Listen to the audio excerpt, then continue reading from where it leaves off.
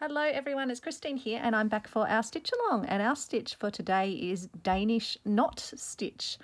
And so I'm planning to use my knot stitches to spell out the word Danish. I've written that on using my friction marker, which erases with heat, and I'm going to be using some of my lovely Wonderfil Razzle thread. So Danish knot stitch can be worked singly as an accent stitch, or they can be close together to create textured clusters. So it's got a delightful pebbly knot look to it. And the substantial nature of this knot gives subtle contrasts between light and shade when different weights and colours of thread are used. So I'm hoping this Razzle thread will look rather nice. So I'm going to just start by putting in a stitch from the bottom of my D to the top. Just a long stitch, and then I'm going to pop up halfway down on the inside of that stitch. I'm going to leave my thread hanging down, and then I'm going to bring my thread over the top and just pull it through so that I create a loose knot on this side.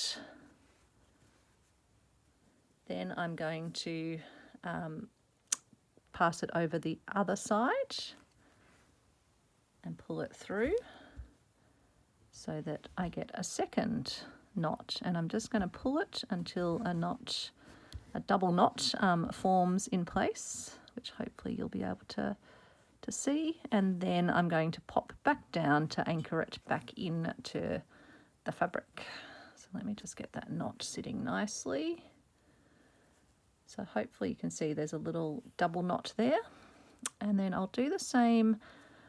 Doesn't cover in the book how you create a curve, but I'm thinking I'll just do one large stitch and then I'll put my knot in out here, and then I might need to do just a further little anchoring couching stitch to hold the rest of the D down. But let me do the Danish knot first.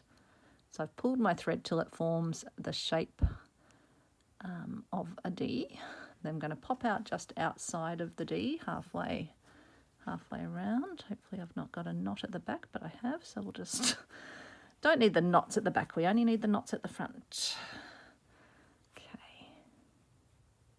Oops, pulled that too tight, so my D had gone away. Let's just get that sitting back where we want it to sit, about there. Okay, and now I'm going to come and pass my needle to the below where my thread is, and then pass my needle above where I'd come out with the thread. So you're just doing a pass either side to get a little double knot, and then anchoring down back through where you came out. And so you can see there's another little double knot anchoring it there. So I don't think I'll actually need to put those couching stitches in because I think that's holding it okay. So now I'll come and do this bit of my A. So just going to do my long stitch first, pop out and then pop back in. And then I'm going to bring my needle up just inside the A, where the sort of the cross across the A would be. And then I'm going to take my needle over this side of where I'd popped out, and then I'm going to take it over the other side of where I'd popped out. So you're essentially getting two little knots either side, and then just gently, carefully, because this thread can get a little bit tetchy and just want to separate a little bit, just pulling it carefully. And then popping back down to anchor it back in. And then I think what I'll do for the middle, I don't want to put a knot in there, so I'm just going to bring my needle back out and do my row across the middle of my line across the middle of the A. So I'll just do that as a regular cross stitch, and then I'll go from the top and do another long stitch down, and we'll put a Danish knot on the long stitch.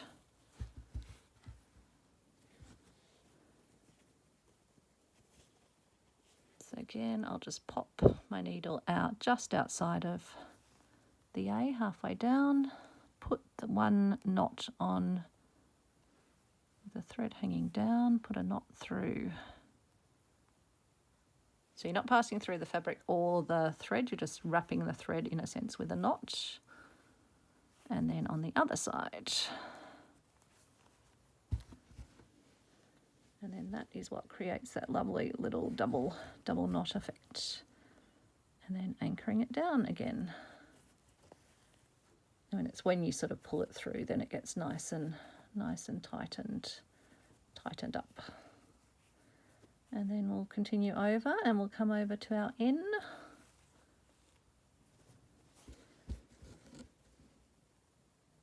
Put our long stitch in.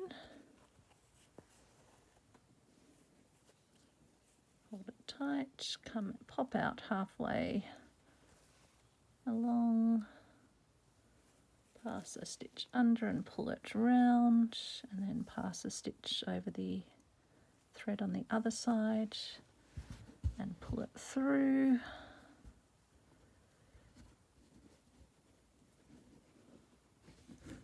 And then take our thread back into the fabric near to where we came through. And get that little knotted bit, and then we'll do the middle stroke of the N.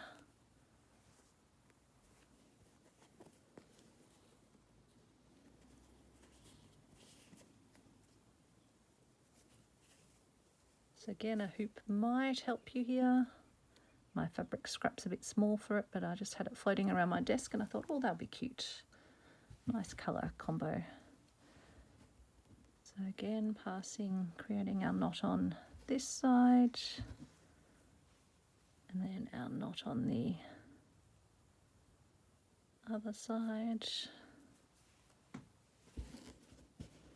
Holding it down while you get your knot in position, and then taking your needle back into the fabric.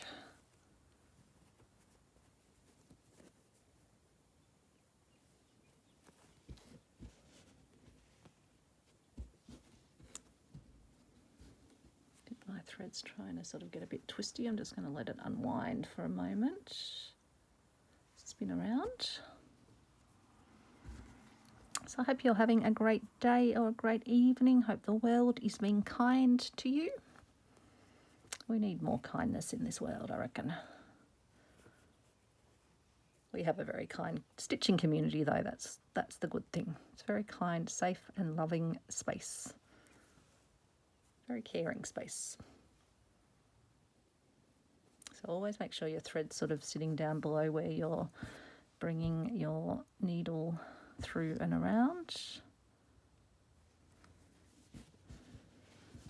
And then yeah, it can help just to hold it a little bit, just to get that knot nice and tight.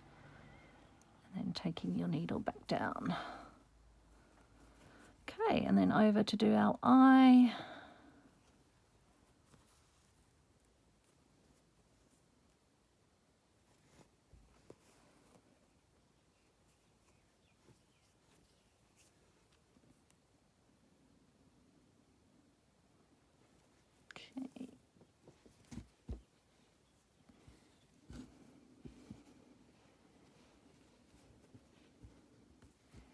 So do one knot on this side. I think it's important at this point just to make sure it's nice and tight in the middle, and maybe hold on to it, I think helps a bit. Let's see.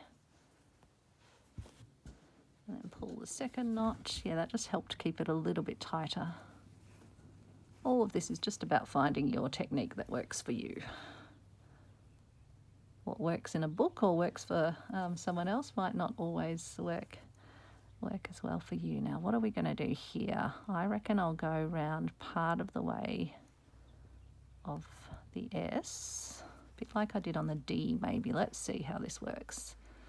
So this wants to go twisty on me, which is there we go.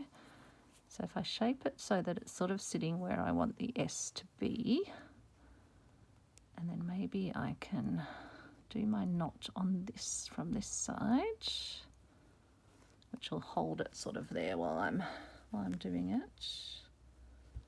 Hopefully, yep. And then we can pass our needle on that side, pass our needle on this side, get our knot in place. Might just need to reshape the S back to where we want it to be.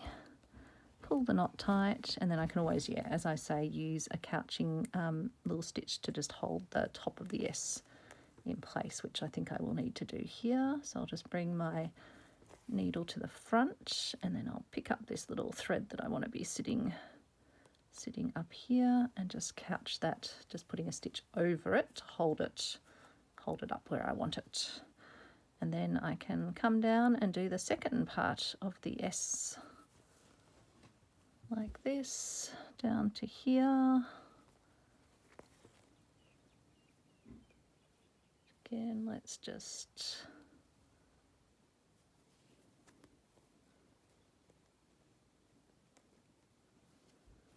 and I'll just bring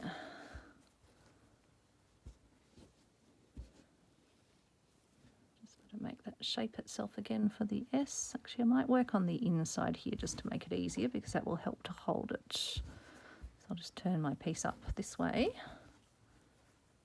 and then I'm coming on this side of it. So it's still the same theory even when you turn it around. One stitch on that side, one stitch on the other side.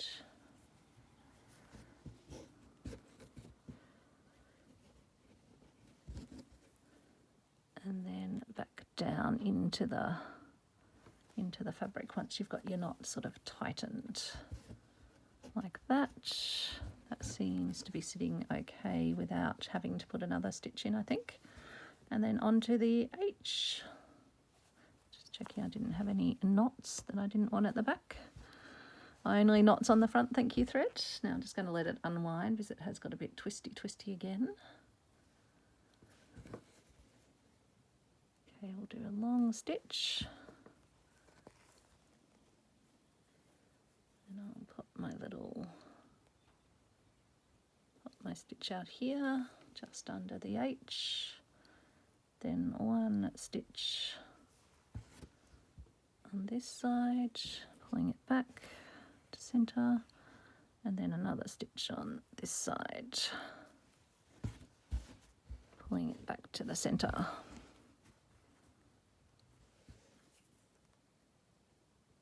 And then we'll take our needle down, and then we'll go across, just put in a regular straight stitch across,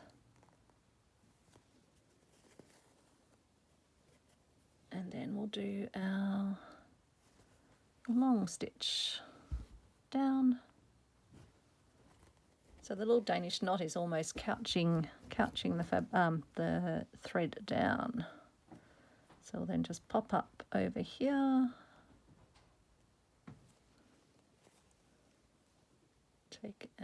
hold our thread down, take the needle under the thread on this side,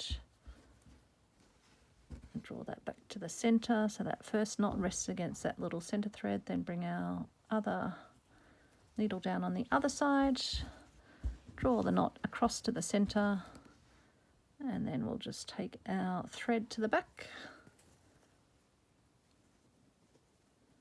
and that is our Danish stitch, which I think is actually really cute, and I can see what they mean about the sort of the knots creating nice little shine and glimmer and texture. So that's a bit of fun. Hope you enjoyed that one. And tomorrow we are moving on to a number of different detached chain versions. So we'll just do regular detached chain tomorrow, and then we'll move on to detached chain flowers, detached chain French knot combination flower, detached chain blanket stitch combination, detached Wheater stitch. So maybe that will be a different one, yeah. What's after that? And then, on different ones. So we've got a couple of detached chain types coming up, so you might want a larger piece of fabric for those. So thanks so much for watching, and I will see you tomorrow. Bye, everyone.